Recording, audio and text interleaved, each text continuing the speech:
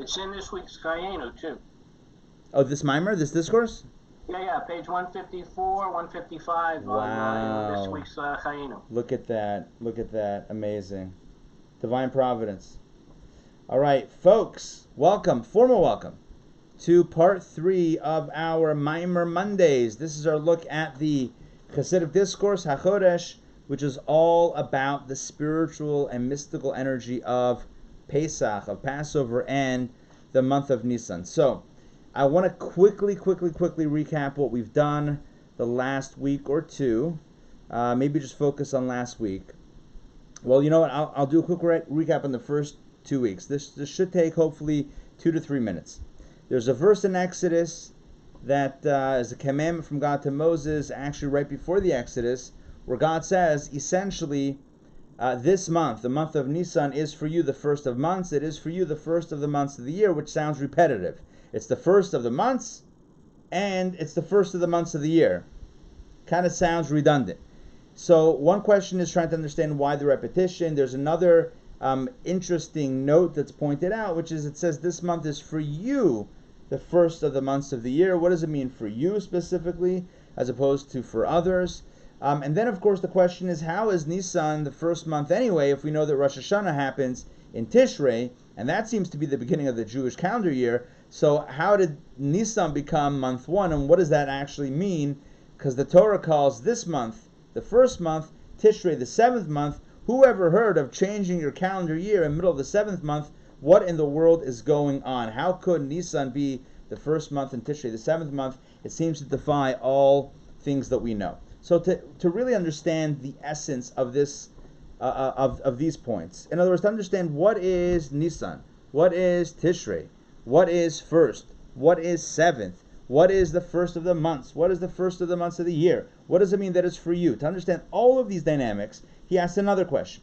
When God introduces himself at the party, known as, not a party, at the occasion, or maybe party, known as Matan Torah, the giving of the Torah at Mount Sinai, God introduces himself as the God who took you, the Jewish people, out of Egypt, out of the land of Egypt. The questions asked by the commentaries, why does God introduce himself as the God who took us out of Egypt and not the God who created heaven and earth, which seems to be a greater miracle, a greater feat, a greater accomplishment than the Exodus. The Exodus was certainly remarkable, but it seems to pale in comparison to creation of heaven and earth itself, which is something from nothing, as opposed to the Exodus, which were miracles that were changing one thing into another thing. So the core question is, of the second stage of the discourse, is why does God introduce himself as the one who facilitates the Exodus and not the one who facilitates creation that seems to be a bigger hit or a bigger, a bigger accomplishment on God's resume. And that's a pretty big resume. Okay, so that was the next question. So he said, to understand all of this, we need to understand the following Kabbalistic idea, and that is that although there are 10 sphirot, 10 divine energies that produce what we know as creation and the universe, nonetheless, specifically, it's the attribute, the sphira of Malchut that directly influences creation. So Malchut is the lowest of the 10. Number 1 is Chachma, 2 is Bina, 3 is Dat, 4 is Chesed, 5 is Gvura, 6 is Tiferet, 7 is Netzach, 8 is Hod, 9 is Yesod, and number 10 is Malchut. So not only is Malchut the lowest, it's the one that most directly influences the creation that unfolds from God, from Hashem. Now on one level we can say, yeah, because it's the lowest. So the lowest end of the Echad Miyodei, yeah. Okay, so the lowest point touches the top of the next point. It's the way it is, right? If you have two structures, one on top of the other, so it's the lowest part, it's the floor of the upper level that forms the ceiling of the lower level. So Malchut, which is the floor of the upper dimension. Malchut is the lowest of the 10, forms the ceiling and the top, if you will, of what unfolds beneath it. So if we think about our created reality, so if we look up to the top of that, so what's on top of that? What's the direct origin for us? It would be the lowest of the forces above us, and the lowest of those forces is Malchut. Bottom line is Malchut, the energy of Malchut, which is translated as kingship, or royalty, or sovereignty, or leadership, whatever. Malchut, Melech is a king, so you can use whatever adjective you'd like. Malchut, which is it's not a king, but kingship, royalty, sovereignty, right? So Malchut is the lowest of the Sfirot and the one most directly associated with creation. But it's not just because it's the lowest. It's also because conceptually it lends itself to creation. Not only does it lend itself to create and creation, but it actually needs to create. Because Malchut can't exist without something below it. Because Malchut, by definition, is higher. Malchut is that which is higher than, which necessitates a lower than. So chesed, you can have chesed, kindness, without anyone else, as he says in this discourse. You can be a kind person without anybody to be kind toward, because you're kind-hearted. You have kindness in your heart. And that continues for the other energies, the other human emotions as well. But when it comes to the human emotion, or the human power of leadership, which is basically being higher than, transcendent than, you need an other to be higher than. If you say, basically Malchut is the only one of the 10 Sfirot that is a relative term. It's relative to another. Relative to the one who's lower, Malchut is higher. Relative to the subject, Malchut is king. But kindness is not kindness-er. That's not what kindness is. Kindness is kindness. A person can be kind-hearted and have no one around, but they're still a kind person. It doesn't make them not kind, right? If somebody is kind because no one's around, they're still kind. But can they be a leader of or higher than if there's no one else? The answer is no. And it's not just to facilitate it. We're saying in this discourse that the very awakening of this complex power, of this ability, and the very reality of it is almost born of others over which to be the melech, over which to be the king, the leader, the ruler, etc.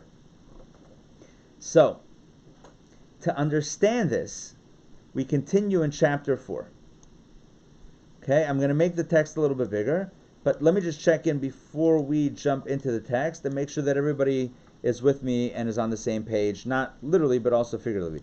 Make sense so far? Stan, yes, Stan says a general needs troops to be a general. Exactly, you can't be a general if you have no troops, right? Yeah, you can't be... there are certain terms that imply others, and without others, then you're not that term. You know, you just can't be that if you don't have others to be that over. You can't be the leader of a troop of soldiers if you don't have a troop of soldiers. You might still be a wonderful person. I'm sure you are, right? Whoever we're talking about. But you're not a general. You're not the leader of this group, of this troop, because there is no group.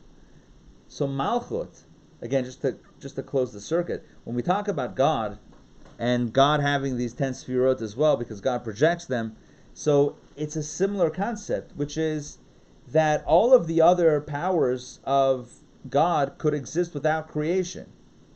You don't need a world, you don't need a universe for God to have Chesed, Gevura, Tefer, Netzach, Hod, Yesod, but for God to have Malchut.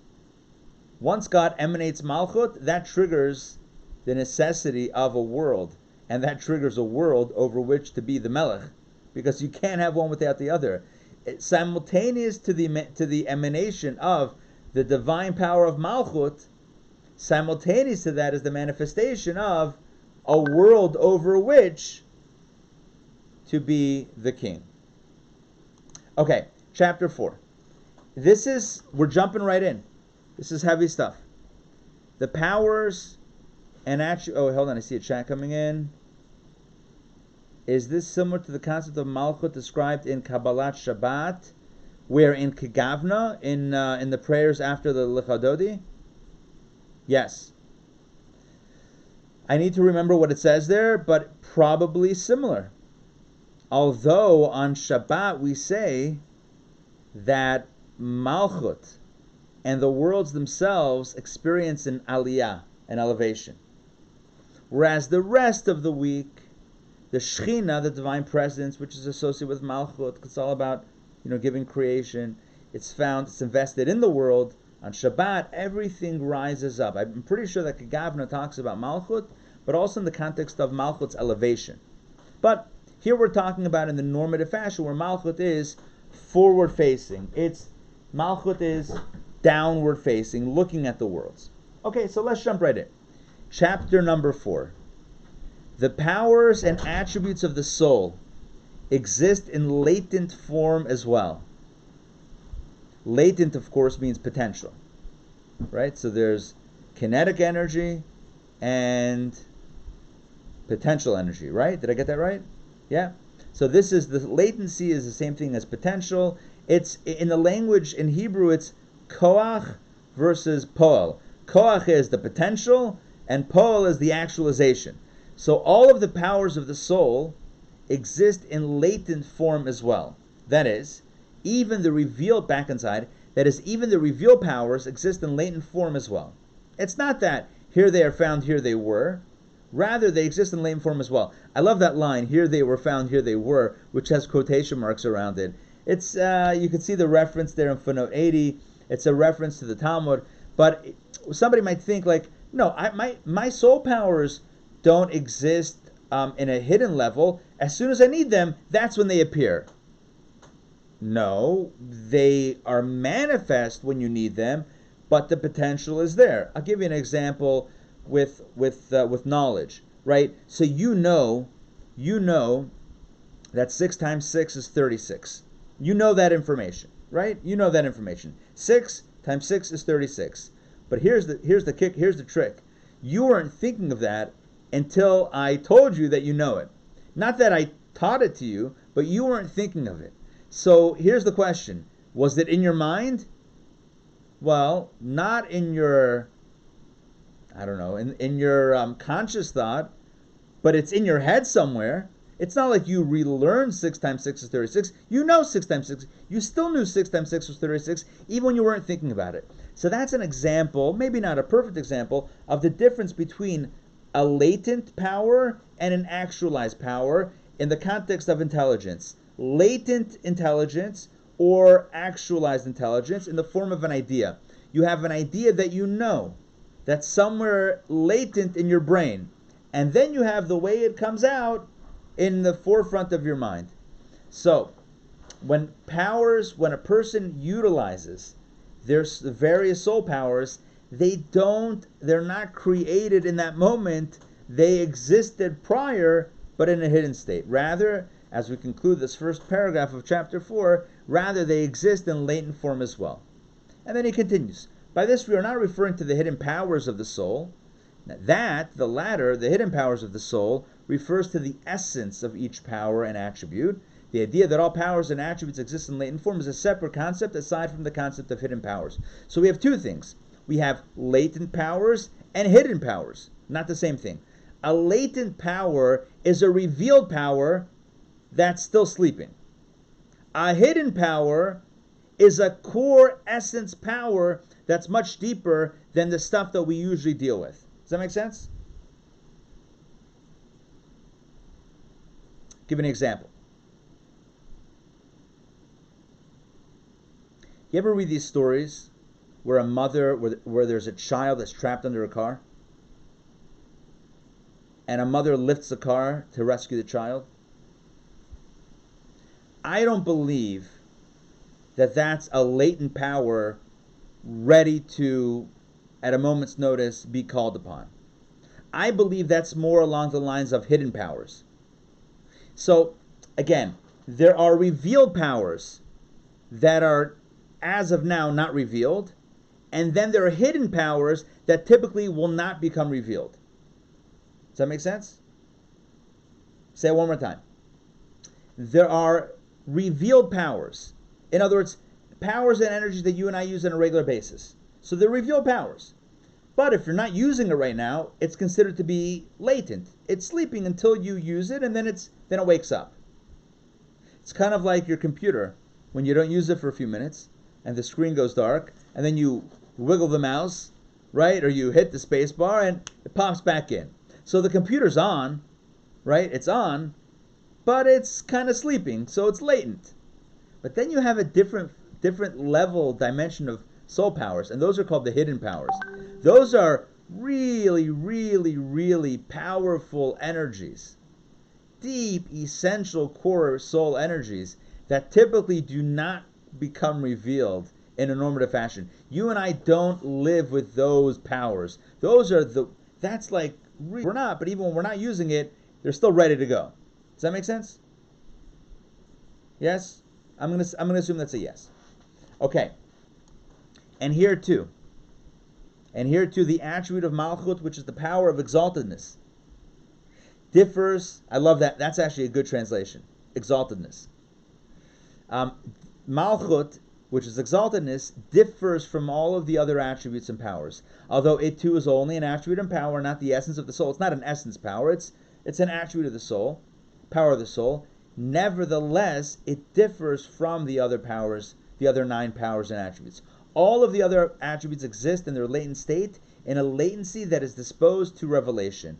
In other words, it's latent, but any moment, it's ready to go. It's ready to become revealed. However, the power of Malchut, which is the power of exaltedness, exists within an even deeper latency, as shall soon be explained. It's a bit of a deeper slumber Malchut is in. So the power of exaltedness is equal to the other powers and attributes in the fact that it also exists among the hidden powers.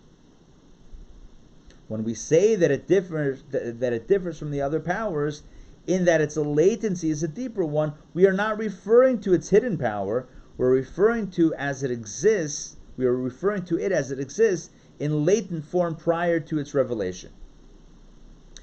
That paragraph could be confusing. All he's saying is that there are 2 forms, really 3 forms of every power.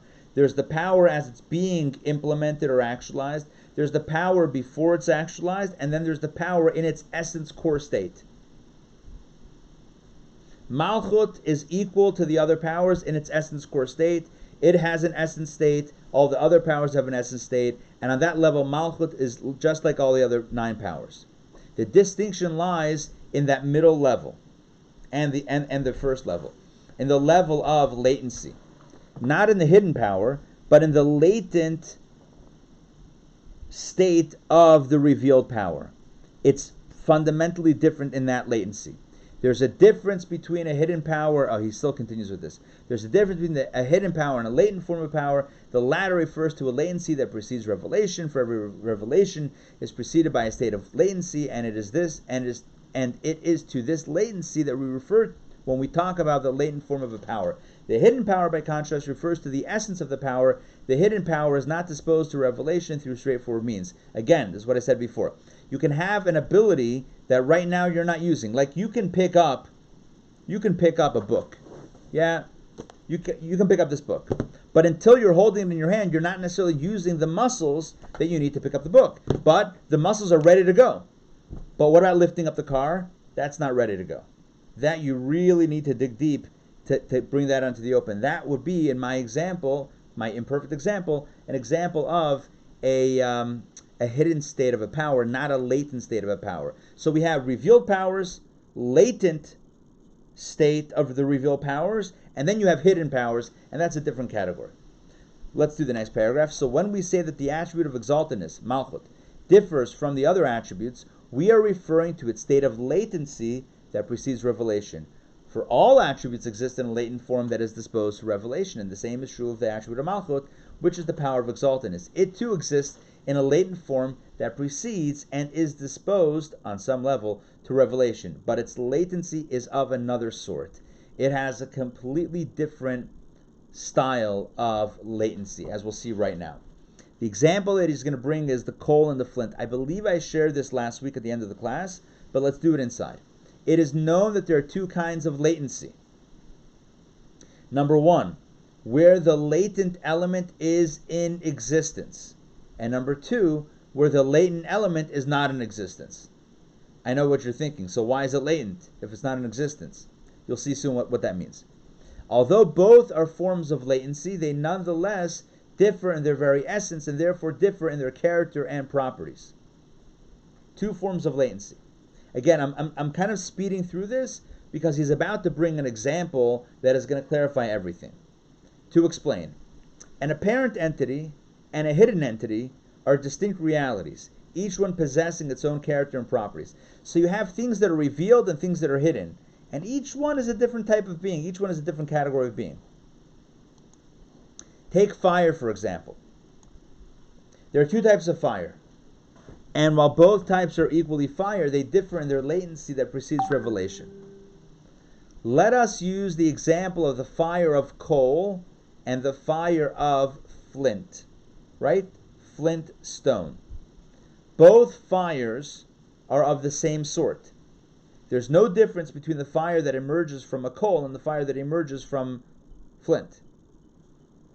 Right? If you take a coal, a hot coal, and you extract fire from it, you take a flintstone, two rocks, you scratch them together, you strike them together, it provides a spark, and that creates your fire. The end result of fire is the same.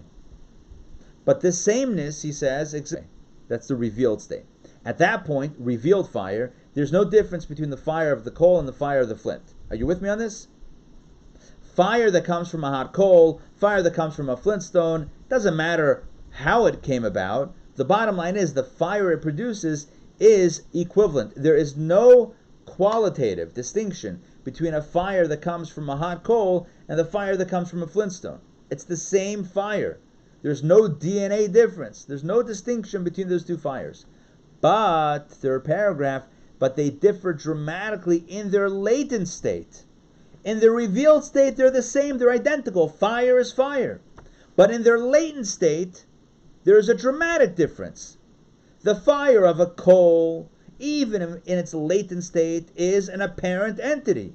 You can touch the coal, your hand will burn. It's concealed only on the surface of the coal. You look at it and you don't see the fire. But within the coal, it exists. The fire exists, and it is an apparent entity. You better believe that fire is burning inside that coal. Now, to the eye, looking at it from the outside, the eye might not perceive, the human eye might not perceive the fire coming out of the coal.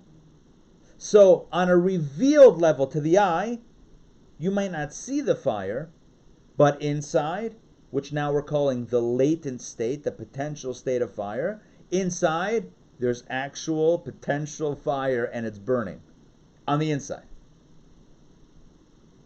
But the fire of flint, even as it exists within the flint, is a hidden entity. The fire inside the flintstone, and I know what you're thinking, there's no fire inside a stone. He means the potential for fire. We're talking about latent powers. The potential for fire. The sparkiness. The friction. Right? The friction that can create a spark. That's fire. But that's not revealed fire. And that's not an apparent entity in its latency. That's hidden in its latent state.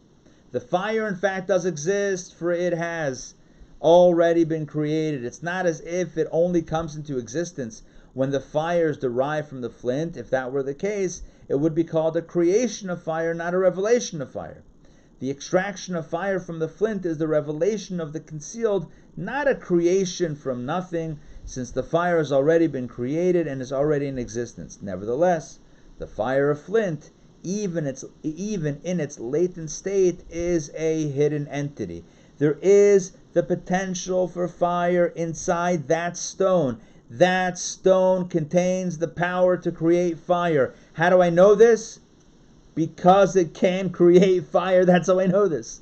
How do I know that the stone can create fire? Because it does create fire when struck in the right way.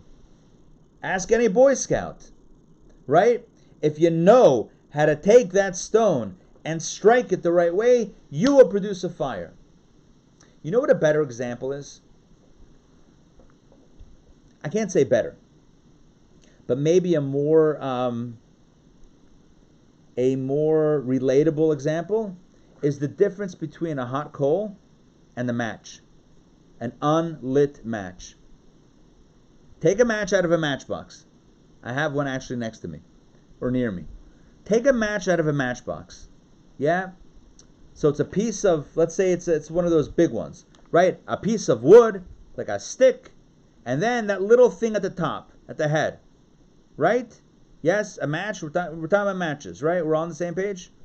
Good. Touch it. Is it hot? Is the top of the match hot? Before it's struck. It's not a trick question. Of course not. And yet, if you strike it on the side of the matchbox, or if you strike it on something else that provides friction, what's going to happen? That top, the tip of the match, is going to ignite and produce fire. Magic. Is it magic? It's not magic. It's physics. It's science. It's not hocus pocus. It's not David Copperfield. It's not magic. It's not a miracle. Go to the ancient caveman with a matchbook and they'll think that you're the God. You're God himself. But you and I know that it's not a magic trick. It's not some supernatural force. Every time, we don't have miracles now. In 2020, miracles are far and few between. But matchboxes, whoa, the miracle of our times. It's not a miracle. When this, whatever that is struck with that friction, it produces fire. But there's a difference between the potential for fire in the match and the potential for fire that's inside a hot coal. That also, the fire's not outside it. The hot coal is hot on the inside. The match is not hot on the inside. And herein lies the distinction. They both have fire, potential for fire, open revealed fire. But one has, in its latent state, the fire is apparent. And one, that's the coal. And the other, the fire in its latent state is not apparent. You do not feel, you do not see. If you look inside, you will not see the fire. He's talking about flint, I'm talking about matches. It's all the same thing.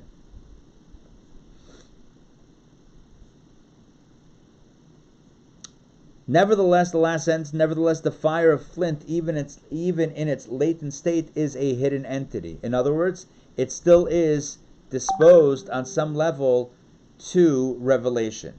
So although it is not yet revealed, the fire, the flint stone, doesn't have fire, it's not hot to the touch, and if you look inside, you crack it open, you're not going to find fire inside, unlike the coal. Nonetheless, it's a hidden entity, i.e. it's disposed to revelation. Let's continue.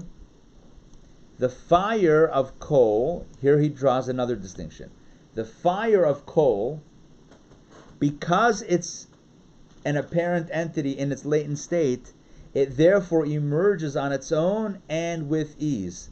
The fire of flint, by contrast, not only does not become revealed on its own and must be extracted, but moreover, this extraction requires forceful effort. If you've ever used, again, I'm going back to my example of the matches. If you've ever had a well-worn matchbook or matchbox, right, you'll notice that as you can try to strike it multiple times, many times, and it won't ignite.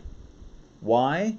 Because there's a certain amount of force and friction that needs to be applied in order for that fire to come out, for it to turn into fire. Without that force, without the forceful effort, it's not going to work. Again, why does it require force? Because in its hidden state, in its latent state, the fire is not there. A hot coal, by contrast, hold a tissue to a hot coal, and the tissue is going to ignite easily, no force required, right? Why? Because in its latent state, the fire's there. In the flintstone and the match, the fire's not actually there. And now he brings it back to the analog. He brings it back to the example of the powers of the soul and the distinction between all of the other attributes and Malchut. A similar difference, second paragraph, 64. A similar difference lies between the other attributes and the attribute of exaltedness. All of the other attributes, they're like the coal, can be animated even by something that is not in its class. For example, the many animals of Nineveh. Remember the book of Jonah. Remember our good friend Jonah? God gave him a mission and he tried to run away. Eventually he's swallowed by a whale to share God's prophecy. And he saves the city of Nineveh because they repent. And then he's heartbroken. Jonah is all mourning and such about saving Nineveh, which is a long story in and of itself, of why he was upset. Short explanation that Nineveh was an enemy to the Jewish people, and here he was saving the enemy. And ultimately God tells him, what? I shouldn't want Nineveh to be saved? It's got so many people and all of these animals. And so he references that right here. For example, the many animals of Nineveh constituted a cause for mercy. So a person can be kind to animals. Not only human beings, animals. Now, it doesn't, for you and I, many people are animal lovers and have pets and all that. So for most of us today, this is an obvious thing. In this discourse, he brings a scriptural example. He brings a proof from from one of the books of the prophets, from the book of Jonah. Fine. But for you and I know this intuitively, that you can have compassion, you can have mercy, and you can have love for an animal. Why? Because the power of love, the power of compassion, the power of mercy, all of those abilities of the soul are like the fire in the coal. They're ready to go. All it takes is just a little bit of a nudge. The next thing you know, boom, you have full-blown fire. You have the full quality, the full emotion comes out. It just takes a little bit of an opportunity, and the next thing you know, the fire comes out of the coal. The attribute of Malchut, of exaltedness, however, can be animated only by another being, not self-animated, and only by a being that is in the same class as the human being. If a person were to have millions of animals and birds, he would not become animated with the attribute of exaltedness. Only a fellow human can awaken this attribute. I think I mentioned last week, somebody can call themselves the king of the animals, the lion king, the tiger king, Joe Exotic. You can call yourself whatever you want. The bottom line is, it doesn't matter. The bottom line is that it's not about what you call yourself. It's an actual power, the attribute of exaltedness. There's a feeling. There's an upliftedness. There's a malchus. There's a royalty that is born or that is animated in someone when they are leading other human beings.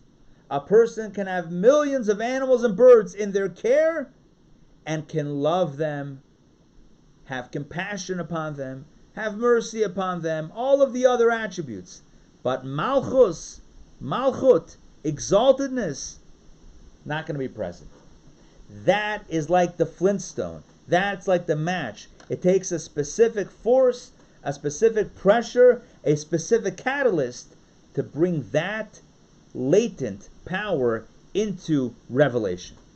That fire needs to be struck just the right way.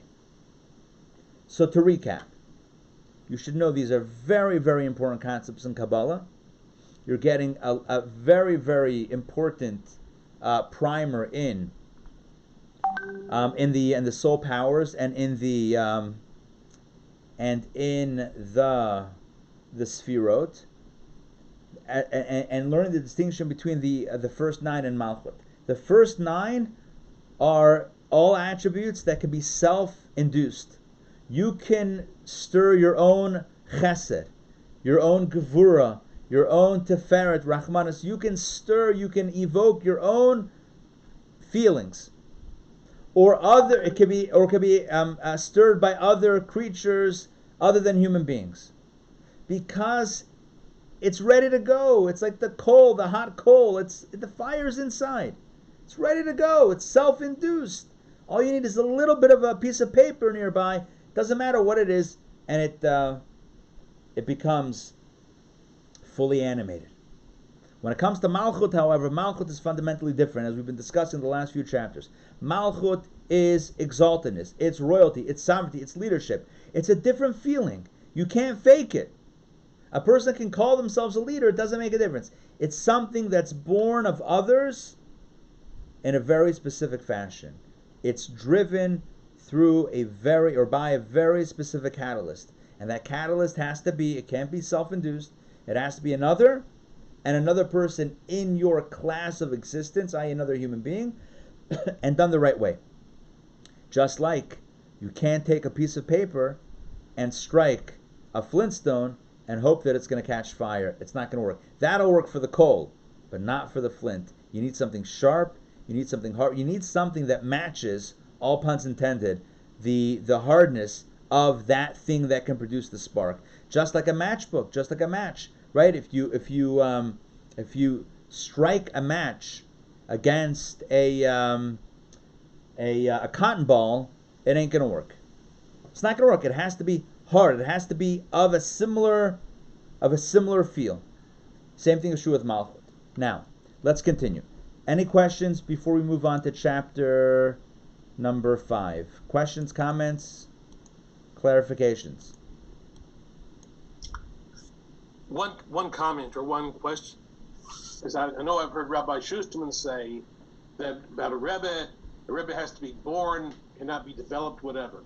And the Rebbe has to have Malchut, of course. So that would be the same type of thing there. That has to exist in that deep slumber.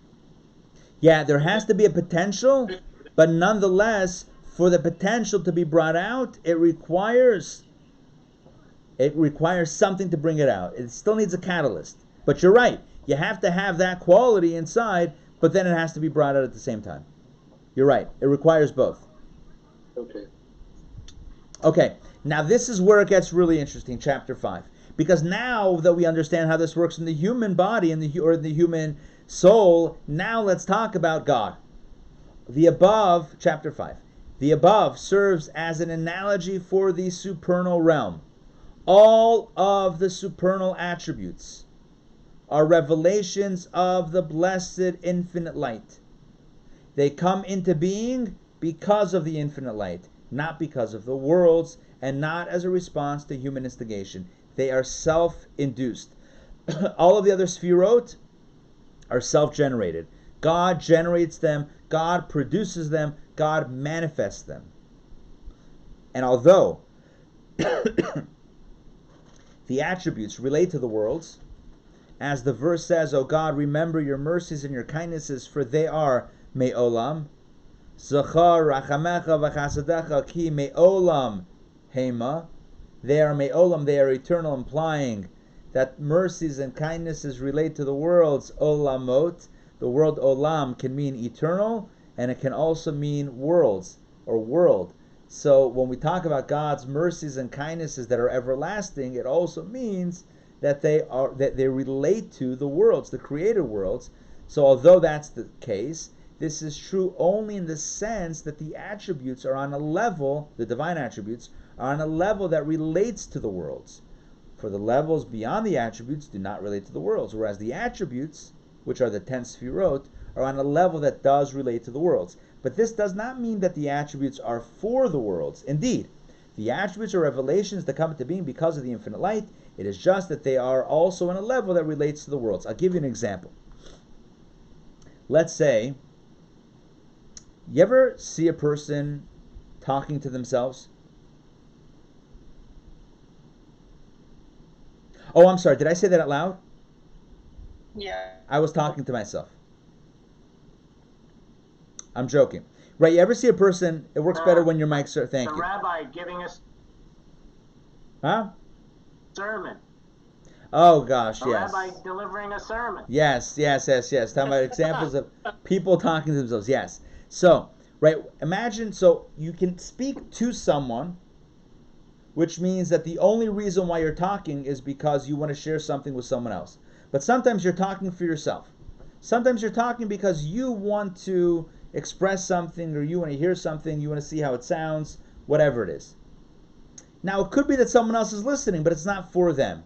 The revelation of the divine Sfirot is God revealing it for himself.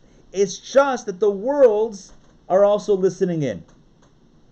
But it's not for the worlds. It's for God.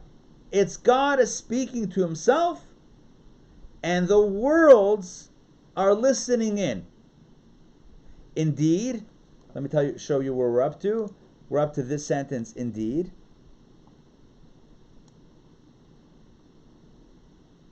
Indeed, the attributes are revelations that come into being because of the infinite light. It's just that they are also on a level that relates to the worlds. So they're there. Why did they come into being? Because of the source. Why am I speaking to myself, for myself? It's just that they're also on a level that relates to the worlds, that the worlds can listen into it. I'm going to skip this next part. It gives an example, but it's going to take too long to explain. And I want to get to the punchline over here because Passover is coming up, and we got to get to the punchline. We're going to skip this. Stay with me, guys.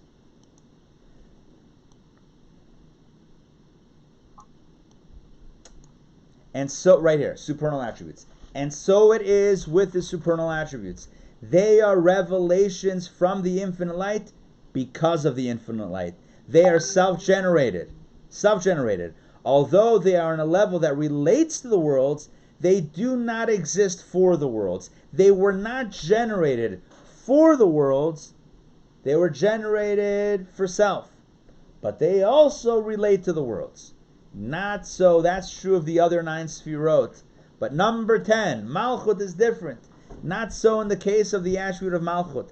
Malchut is a revelation from the infinite light for the worlds. In other words, that's its entire purpose of being, is for the creation that will unfold from it. That's the entirety of its purpose. God's chesed, God's gvura, God's teferet don't exist for the worlds. Now, do they have an effect on the worlds? Absolutely. Can the worlds relate to it on some level? Absolutely. But it's not for the worlds. Malchut, on the other hand, exists for the worlds. As in the saying, Ein melech below am, there is no king without a nation. You cannot have Malchut without a world. You cannot be the king without a nation. You cannot be exalted higher than without a than to be exalted over. You just can't. That's the definition. Malchut is not self-generated. Malchut is generated for the worlds. And it is the creatures of the lower worlds that awaken the desire for his kingship. Now, if any of you were in shul, at a Chabad shul, or a Chabad in town, for Rosh Hashanah, so you know this theme. The theme that on Rosh Hashanah, what are we doing? We're coronating God. It's the coronation. We ask Hashem, Maloch ala olam kula b'chvodo, reign over the entire world with your glory. We ask God to be king. This evokes his desire to be king. We are the nation that is coronating the king, which is awakening his desire of Malchut. As in the saying, let me start again from the sentence, and let me highlight it where we are. And it is the creatures of the lower world, lower worlds that awaken the desire for his kingship, as in the saying, and this is a Rosh Hashanah saying, God says, recite before me verses of kingship so that you proclaim me as king over you. I want you to say in the Musaf Amidah, on Rosh Hashanah, I want you to say the verses known as Malchiot, the verses that speak of God being king, so that, God says, so that you proclaim me as king over you. And when did this happen? In the beginning of creation. And the beginning of the awakening of his kingship came through Adam,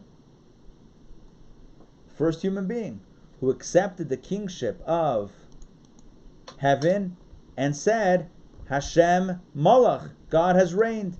That's what Adam said. Adam was created. The first thing he does is he gathers all the creatures and they proclaim God as king. That's what stirs God's Malchut. So, to summarize, back inside, the revelation of the other supernal attributes, 1 through 9, comes about because of the blessed infinite light. As it says, for 6 days God made the heaven and the earth. That's self-generated. But the revelation of the attribute of Malchut took place through Adam, since it is a revelation from the infinite light for the sake of the worlds. Does it make sense? Sort of. The other powers are self-generated for itself. Malchut is only generated for and in response to the other.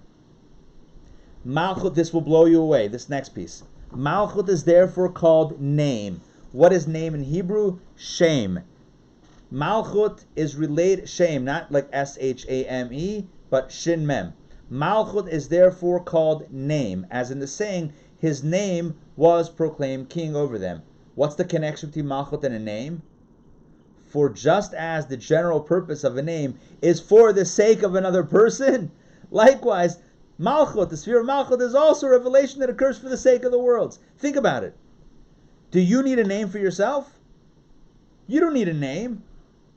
Mark, you need a name? If it's just you, you need a name? You don't need a name.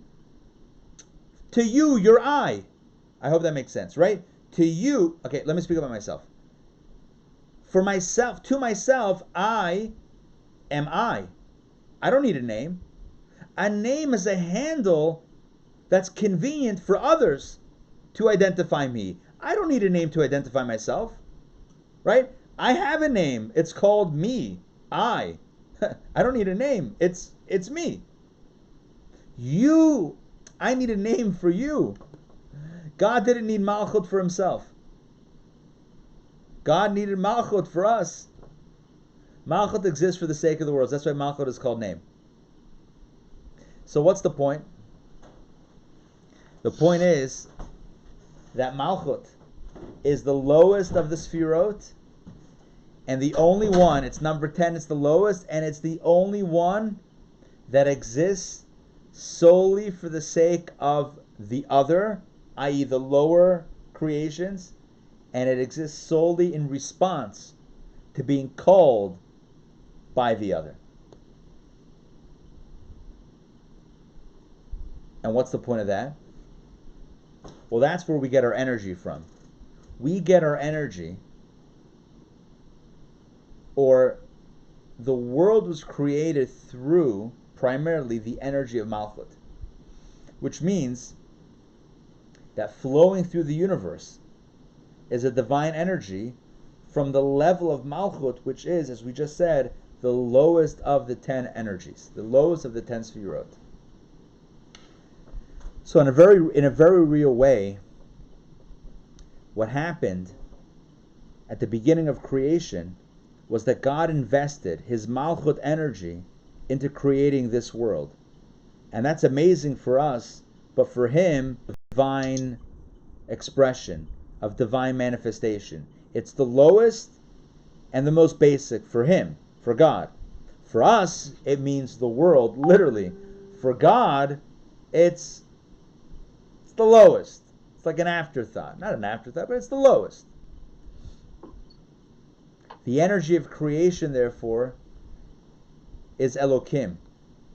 Limited, finite, constrained, defined. The energy of the world, creation, means that God created a finite world through Malchut, the lowest level, creates a finite world, very boxed in, very defined, very temporal. What happens by the Exodus? By the Exodus, the miracles happen. The real miracles. The supernatural miracles. So was creation an amazing feat? It was. It was a tremendous accomplishment. But creation, as wondrous as it was all about creating a natural order from the lowest level of divine revelation. At the Exodus, God revealed his greatest powers. That's why, when it comes to the 10th plague, God says, Ani. And on Passover, we're going to say it at the Seder. Maybe you remember from the Haggadah, where it says, Ani, I brought it about. Not a malach, not an angel, not a saraf. Rather, me in my, God says, me in my full glory.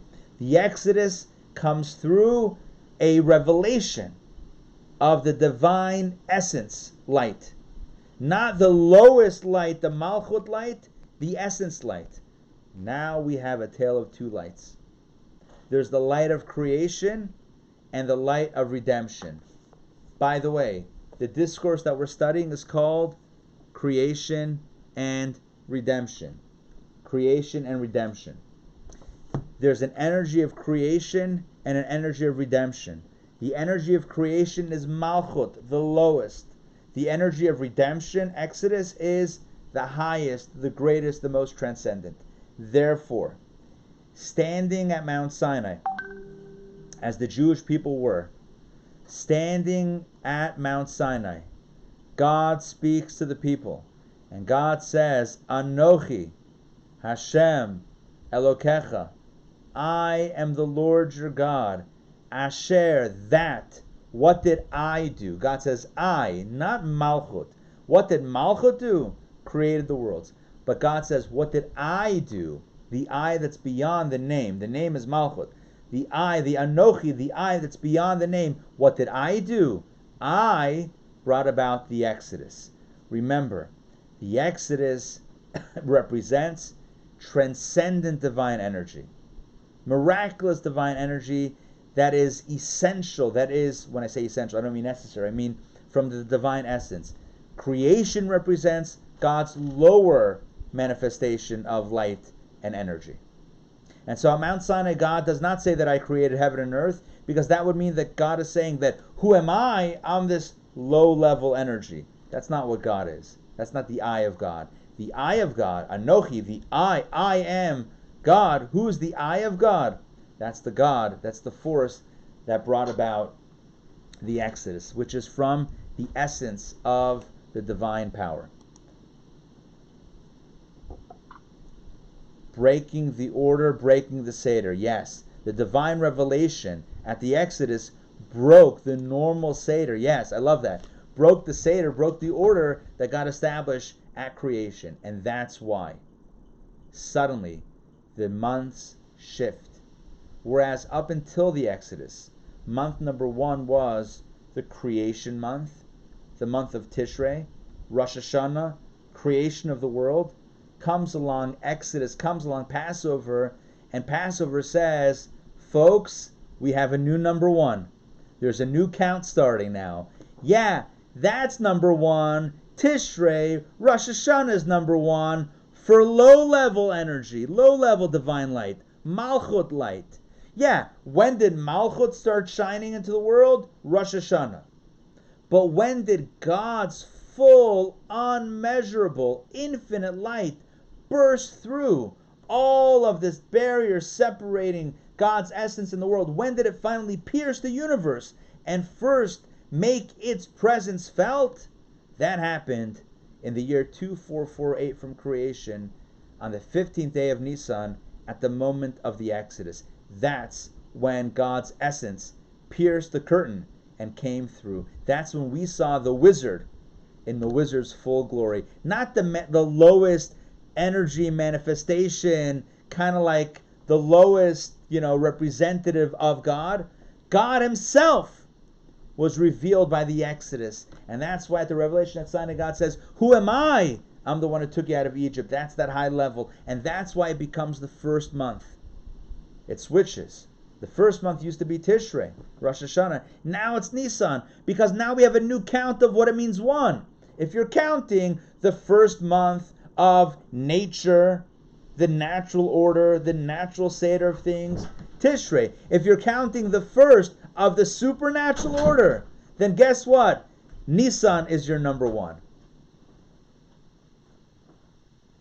And so now we know why the numbers switch. Nisan is now number 1. And now we know what the Torah means.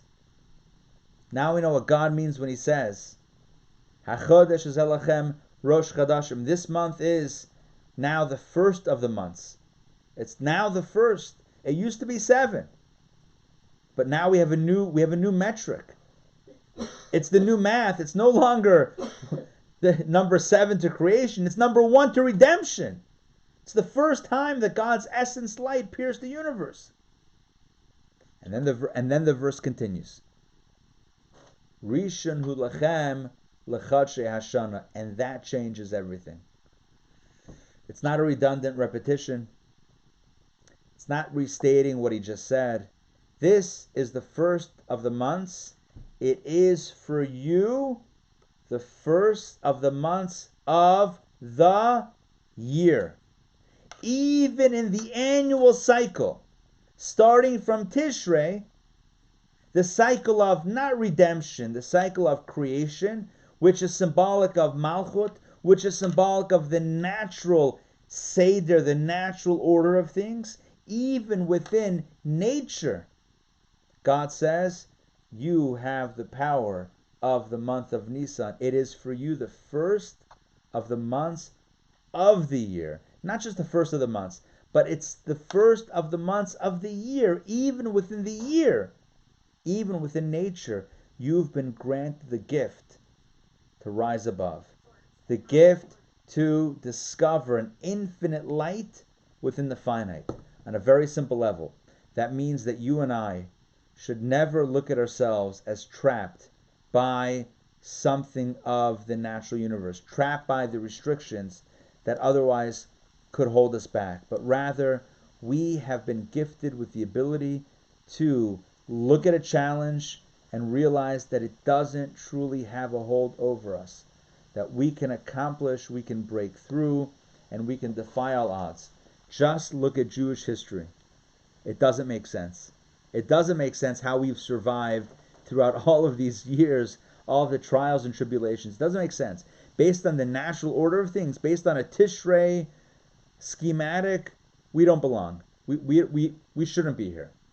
But we're only here because of Nisan, because God rescued us, Exodus. And God said that for the Jew, there's another, not just the first of the months, not just there's nature and then there's supernatural, two different things, but even within the months of the year, this is number 1. Even within the months of the year, you and I have been gifted with this power to rise above.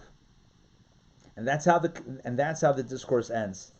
The discourse ends by talking about, the discourse ends by with a note of encouragement, telling you and I, not that we can always expect to perform miracles, but in our own lives, we should never tell ourselves that we can't. I can't do this. I can't do this mitzvah. It's too hard. It's do this, do that. We can always summon an extraordinary energy, an energy that comes from divine essence, and pierce through the obstacles and make the magic happen.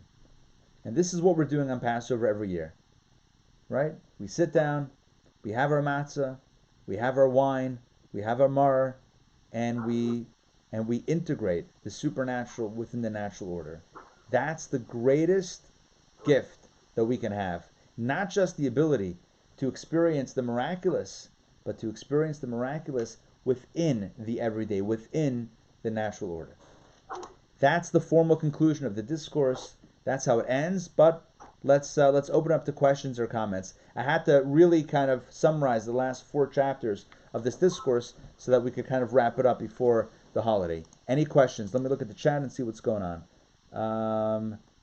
Cattle, Seder, thank you. Okay, good. Any questions, comments? Please unmute yourselves.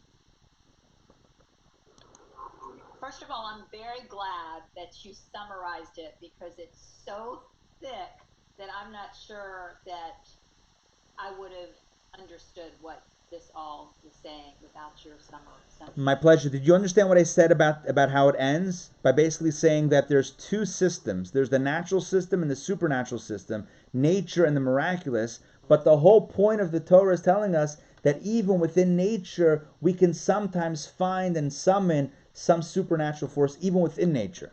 Is that point? No, I totally understand that, and I think that a really good example of that, besides like transformative revelation, would be the artistic process. When somebody, there is some divine supernal revelation that comes through in great artistry. Yeah. I think of that as a tangible way to see the kind of revelation you're talking about. And I think it's also that we don't always have to think that we have to, that we're stuck. That we're stuck. Look at the last, this is so beautiful. Look at the last line of this discourse. The last paragraph. Right here. To the souls of Israel, even in the months of the year, which are the world's natural garments, it will be this month, i.e. the month of redemption, which transcends nature. In other words, and this is the last line of the discourse, in other words, divinity that transcends nature will be sensed even within nature. That, to me, you know what that means? That means when you look at a sunrise or a sunset, you don't take it for granted. When you look at another person or you look yourself in the mirror, you don't take nature for granted. You can sense the supernatural. You can sense the Nisan in the Tishrei. That's what it means. That now, right? It's not that we have Tishrei is nature and Nisan is supernatural. No. Nisan is now the first of the months of the year, even within nature. You can sense the transcendence of nature itself. You can sense the miracle within the nature. I think that's so beautiful. Because that's amazing. I wish I could copy. I can't do a copy and paste of that. I'd love to take that last paragraph and just be able to, if you can somehow send that, just that last paragraph is amazing. the magic of the chat. We're going to do the magic of the chat right here.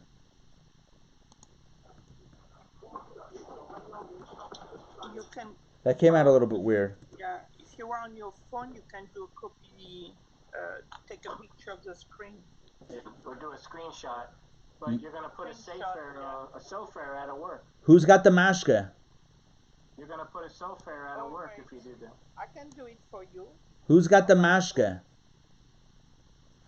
You said a screenshot. Yeah, I can do that. Ah, Steve. Oh my God, Steve. How are you unprepared for that one? Very, very, very disappointed, I must say. Got any grapes? Bam, bam, ba-da. Always got grapes. Yeah, that last, I just posted in the chat, so just go to the chat. I posted it to everybody, that last paragraph. The formatting is off because it's from a PDF, but whatever, huh? I've already copied and pasted it. It's great. Thank you so much. That's so beautiful. So I want to end with, so again, I don't want to belabor it too much, but this notion that we can see the beauty, the supernatural beauty, even within nature, to me that says that even in quarantine we can find, special moments.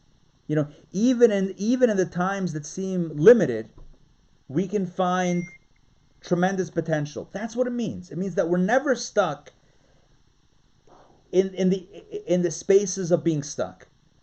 We have the hybrid, the ability to find the miraculous in the natural, to find the supernatural in the natural, to find the divine in the mundane. That's what we can find, and it's so true, because we take things for granted. We take ourselves for granted. We take each other, for example, for granted.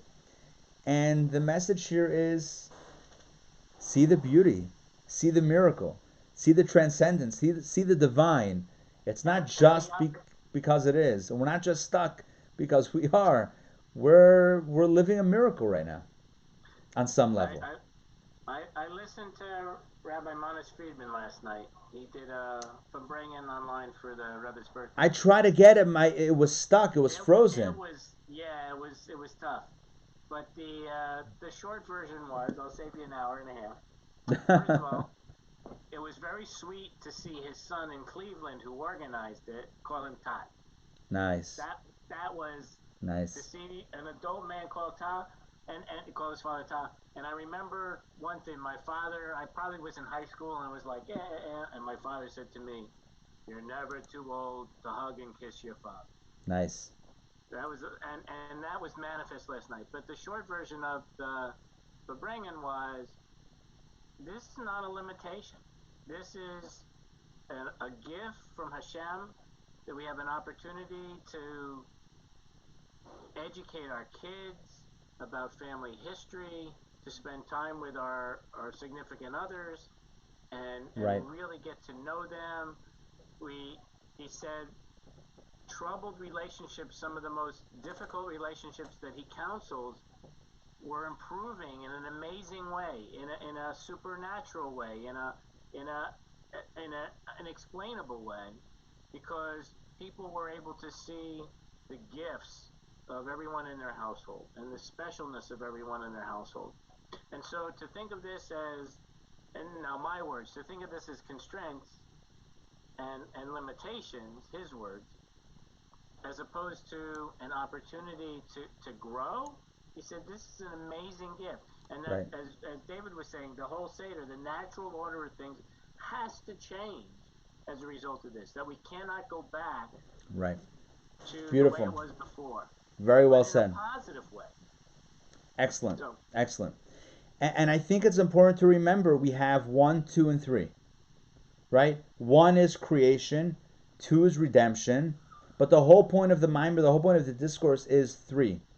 There's a third state where the world doesn't exist in binary. Either it's good or it's not good, or we can, we're stuck or we're not stuck. Where you can experience that freedom even in a confined space. If you and I can have a Seder this year, under quarantine or shelter in place, and we can experience a freedom, even though we're stuck at home, we are living the Nissan Tishrei hybrid. We're living the fusion. cleanup is going to be a lot easier this year. Yes, cleanup will No, be a I don't lot. think cleanup's going to be much easier. If I make And I got a whole case delivered today. Wow, look at you. Is that kosherwine.com? Yeah. Nice. My kosherwine.com order is coming tomorrow. Speaking of which. I was very pleasantly surprised.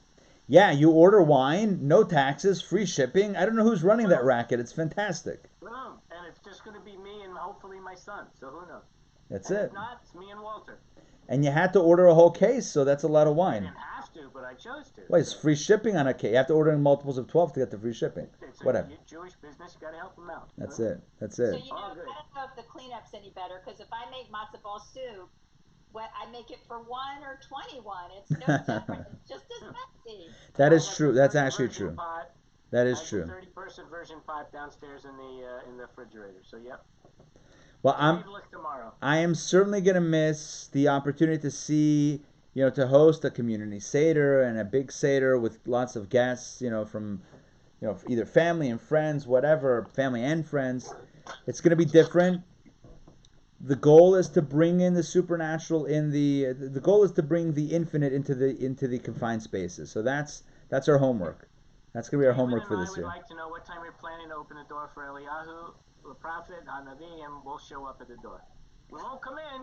But we'll show up and We'll scare practice everybody. it. Well, we're going to tell Elijah first. Put on the this mask and gloves. Yeah, use a straw, a filtered straw. So what time is Elijah? I don't know. Seder starts like 8:45ish, 8:42. Elijah is going to be midnight-ish or later. It's going to be late. Good stuff. Good Yeah. stuff. He's going to be wobbling through the Ben streets. Ben sent the thing of the moil with a long stick and a knife taped to the end of it. Social distancing. Oh my gosh! Oh no! That's awful. You gotta love a chazan. You actually have to, because there's no other way. No, listen, that's actually very funny. And inappropriate, but it's anyway, not that inappropriate. Whatever. It's you got to do what you got to do. You got to be safe, and you got to do a mitzvah. So All what do our you, children should be so blessed to have something that requires that big a stick. Steve? Listen, we're not. Supernatural. All right. On that note, folks, it is great to study with everybody. It's great to have studied this discourse over the last few weeks.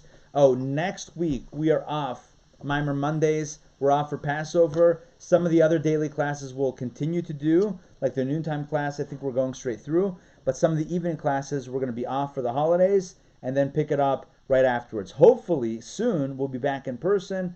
But if not, and maybe even once we're back in person, we'll still do some of these classes via some technology where it's maybe a little bit more convenient for people. So we're going to see. You ask Parasha tomorrow? Yes. Yeah. Tuesday, we're still doing Power Parasha 12 o'clock. Yeah. What's today's Power Parsha? Did you record that? Because I had to miss it. Yes. Yes. Where is it? It's on. No, it's on this. Oh, it's on that. Okay. No, but I'm going to upload it hopefully tonight or tomorrow morning. Okay, and that'll be So, on the Chabad, whatever it's called. It's like if you miss Conan, you can catch it the next morning.